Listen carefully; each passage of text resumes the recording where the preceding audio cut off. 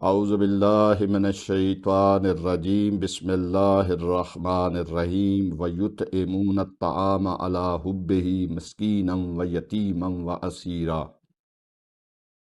آج کا عنوان سورہ دہر، جس کی آیت نمبر 8 کو تلاوت کرنے کا شرف حاصل کیا ہے، جو سورہ پوری کی پوری اہل بیت رسول کی شان میں نازل ہوئی۔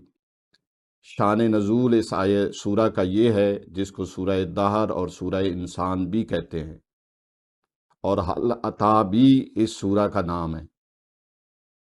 امام حسن و حسین علیہ السلام بیمار ہوئے، مولا علی اور جناب فاطمہ الزہرا سلام اللہ علیہما نے روزے کی نیت کی۔ اللہ نے اس نیت کے بعد دونوں شہزادوں کو شفا بخشی۔ مولا علی جناب سیدہ نے اور شہزادوں نے اور جناب فضہ نے روزہ رکھا۔ جیسے ہی افطاری کا وقت آیا، قریب دروازے پہ دق الباب ہوا۔ جیسے ہی دق الباب ہوا تو افطار کے وقت پہلے دن مسکین آیا، دوسرے دن یتیم آیا اور تیسرے دن اسیر آیا۔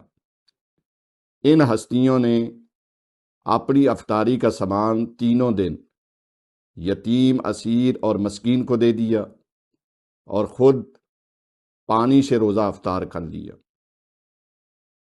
رسول خدا پہ جبرائیل یہ سورہ لے کے نازل ہوا۔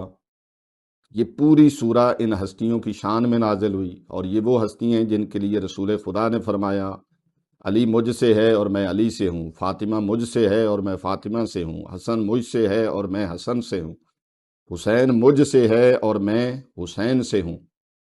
اور انہوں نے کہا کہ ہم یہ جو کھانا تمہیں دے رہے ہیں، ہم اس سے کوئی شکریہ اور کچھ تم سے تمنا نہیں رکھتے، صرف اللہ کی رضا کے لیے کرتے ہیں۔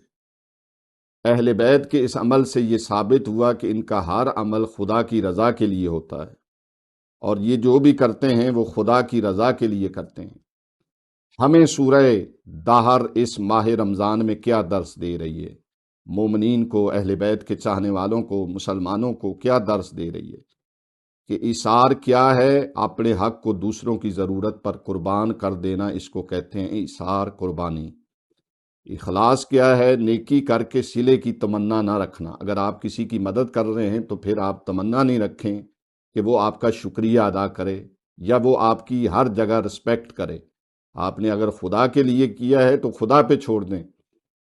مقام اہل بیت یہ وہ گھرانہ ہے کہ جس کے دسترخوان سے کوئی خالی نہیں جاتا، چاہے وہ انسان ہو چاہے وہ فرشتہ ہو۔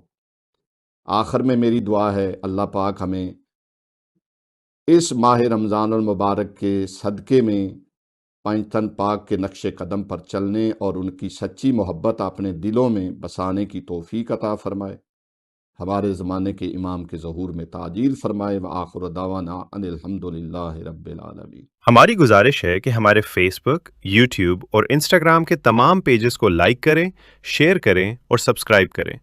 آپ کی حوصلہ افزائی ہمارے لیے قیمتی سرمایہ ہے۔ شکریہ۔